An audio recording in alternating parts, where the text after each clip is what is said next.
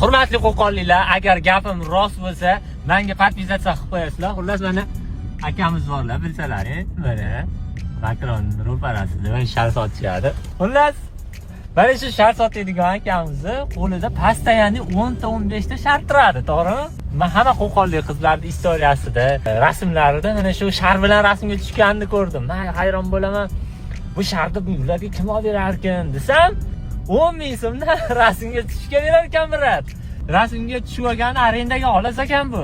Kamiga qizlar yana uni 10 ming so'mga olib rasmga tushib, o'sha joyida rasmga tushib, tagiga rasmlarni tagiga yozib qo'yishadi-yu. Rahmat hayotimda borliging uchun deb qo'yishadi kamiga. Xullas qizlar uzr sekretlarini ochib qo'ydim.